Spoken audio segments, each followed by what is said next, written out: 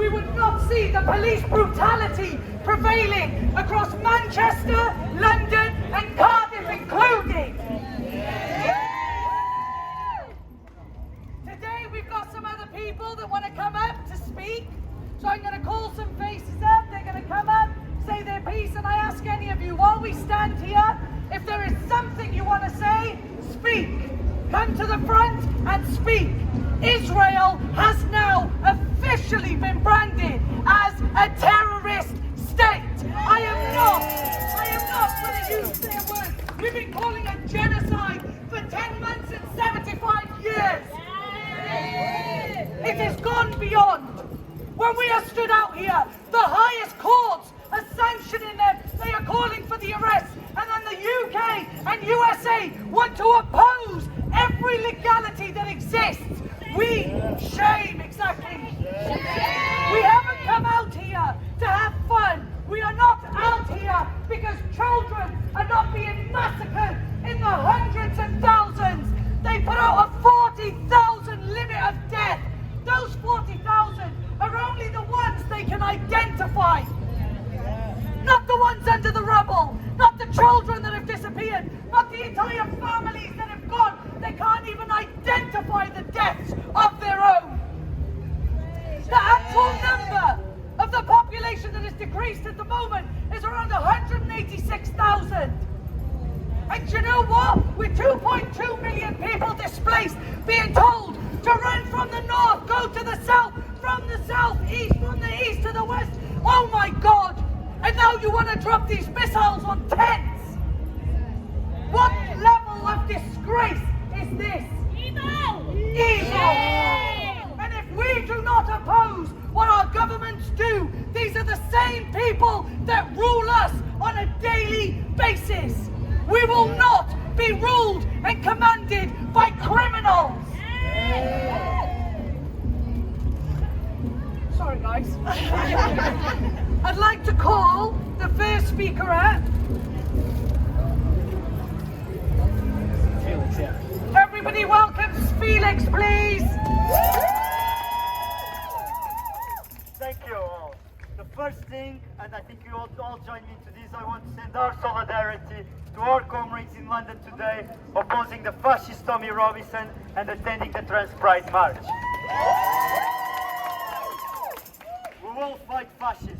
We will fight oppression on all its forms, be it English fascism, be it Zionism, transphobia, anti-Semitism or Islamophobia.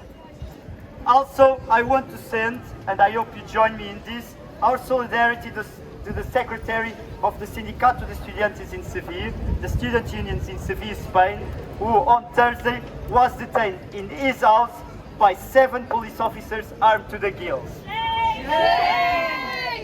His crime to have been one of the leading people involved in the student encampment for Palestine in Seville, for fighting for Palestine liberation.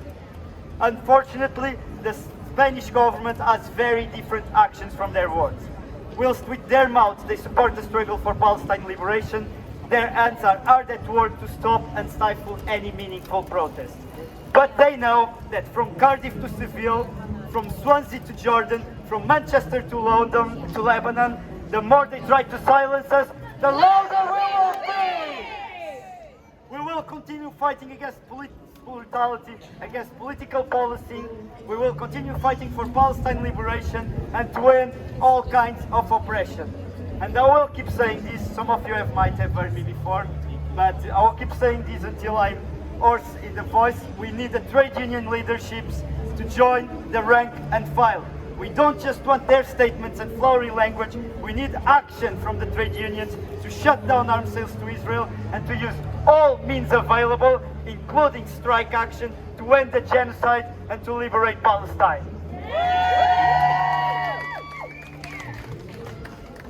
The last thing I want to say is that from the river to the sea, Palestine will be free!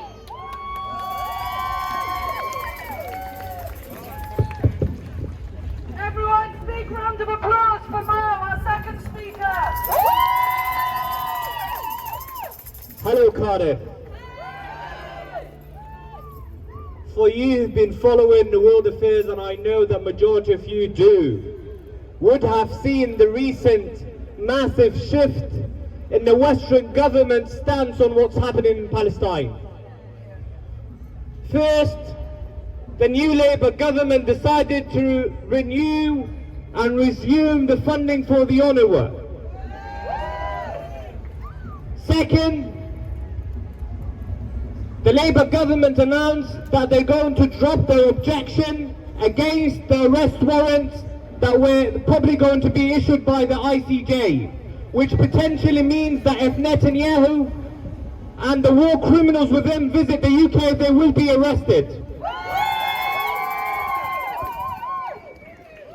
Third, the American Vice President who's running for presidency, Harris, in a recent press conference mentioned that she has requested an immediate end on the war of Gaza, and she has also asked Netanyahu when she met with him that this war has to stop now, and that the number of Palestinian civilians killed in this war is very high, which is a big change and shift in what the American administration has been saying for the past 10 months.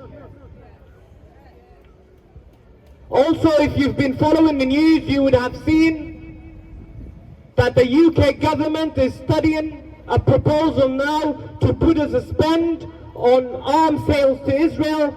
And when they say arms sales, they're talking about offensive weapons.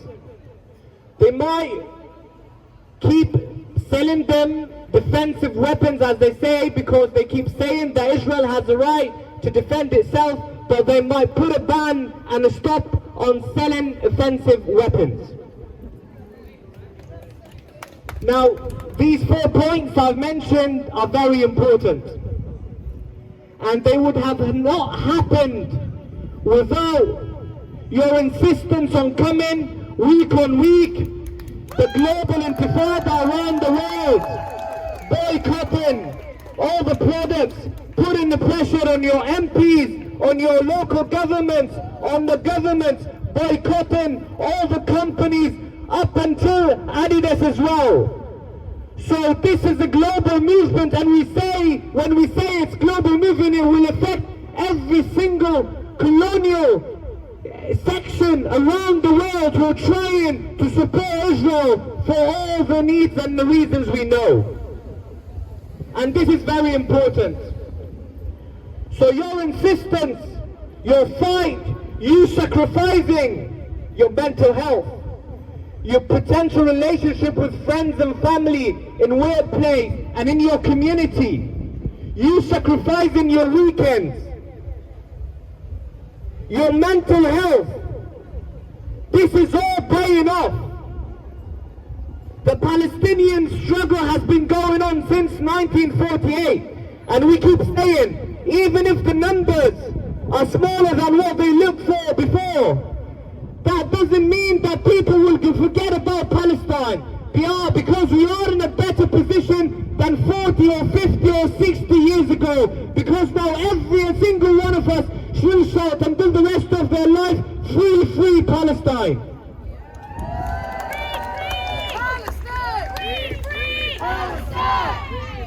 However, there is something very important to point out here. These changes that you're seeing at the moment from the Western governments, they are part of a big play. They are trying to control the public opinion, because the Western public opinion, the world public opinion, is very obvious it's against its government's agenda and foreign policy. So they are trying to make small changes, and by doing so they think that this will make us stop, which will not. We will be coming out every week. We will be boycotting all the companies that support Israel. We will be talking to our families, friends and colleagues in work about Palestine. We will be advocating for Palestine every day until there is a free Palestine, until there is a one-state solution where Palestinians can live there freely.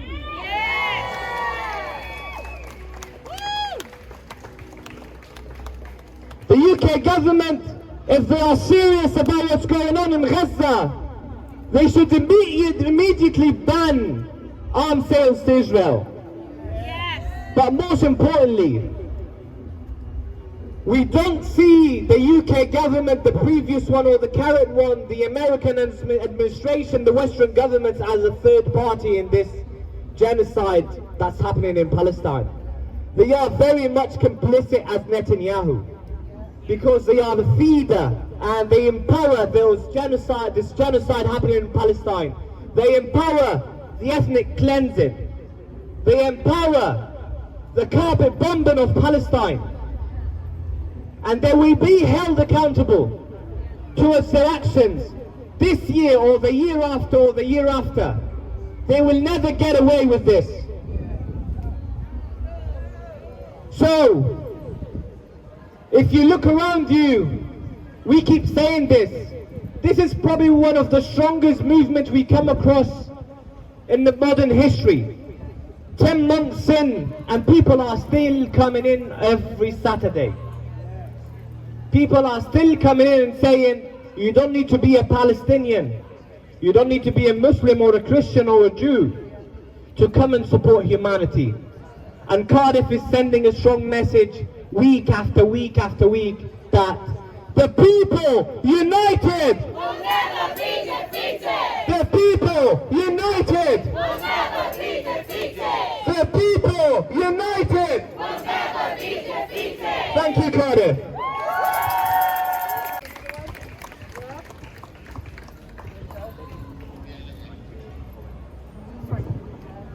Can everyone give a big round of applause for our next speaker, Frankie?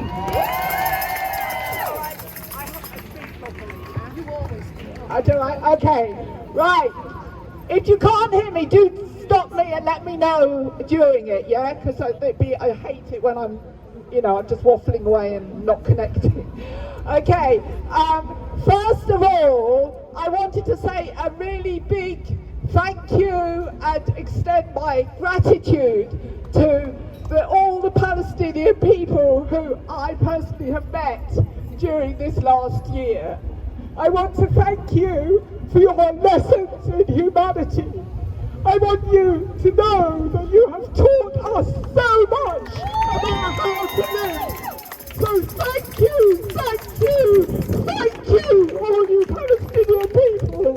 I'm quite old now, but I've learned so much about what life is about through you, through your lessons of resistance, through your lessons of humanity. So thank you.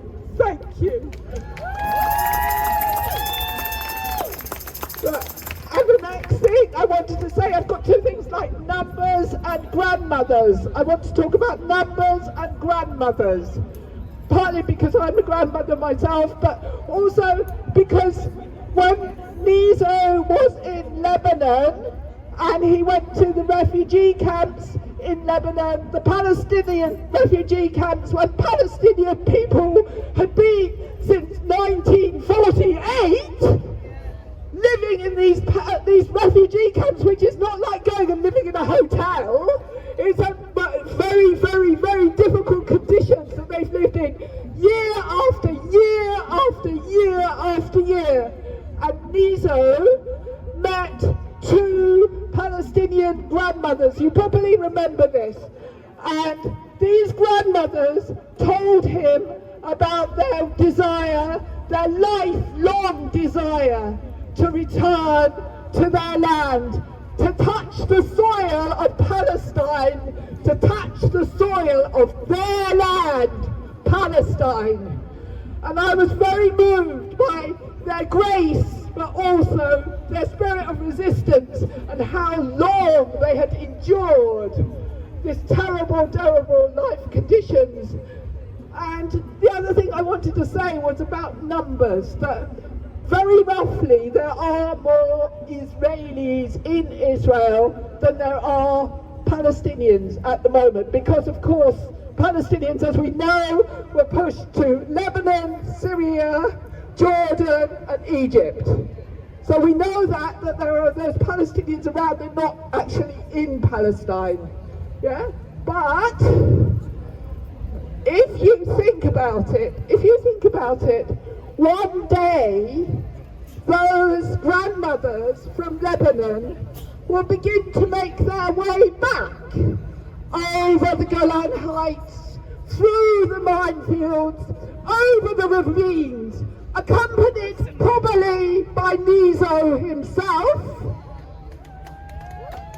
and they will be coming down through the minefields, through the wild almond blossom trees, down into the gentle valleys of Galilee. And they won't just be accompanied by Nizo, they'll be bringing their children and their children's children. And then there will be people coming from Jordan with their children and their children's children, and people coming from Syria, and people coming from Israel, and not Israel, Egypt.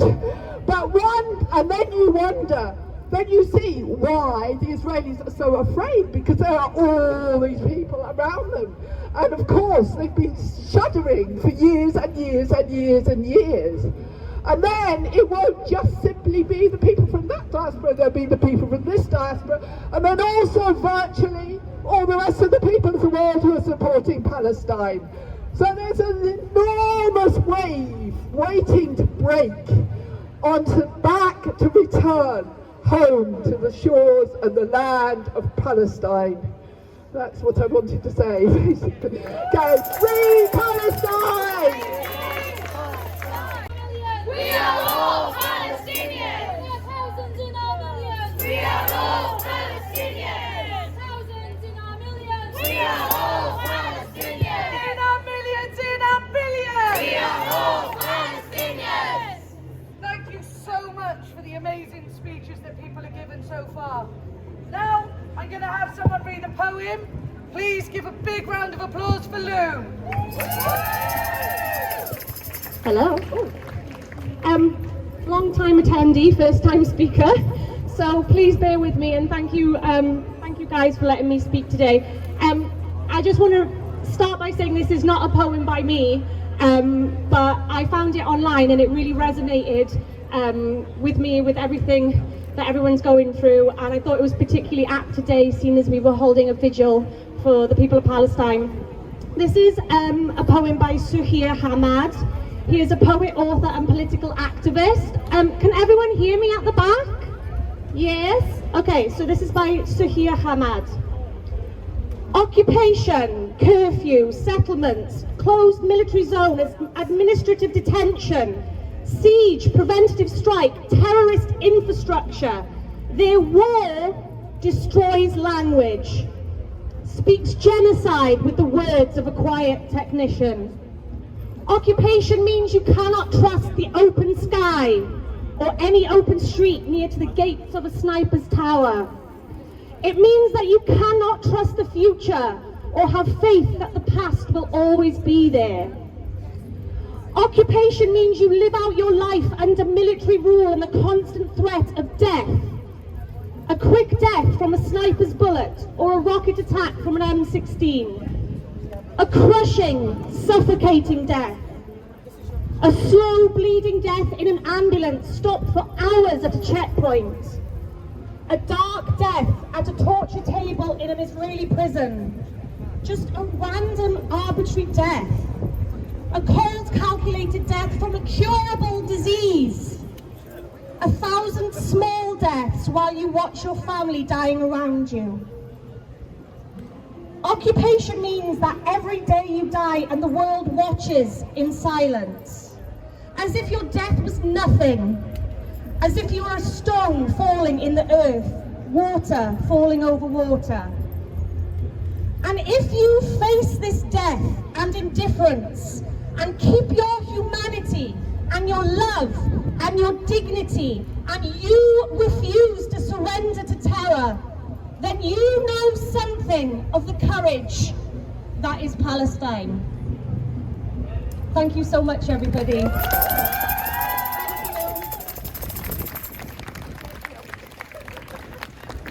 Thank you so much. To speak, because Because if not, we're going to get ready to start marching and let the whole of Cardiff know that we are here. We will remain here. We will be here every week until you can hear us. And if they can't hear us, what do?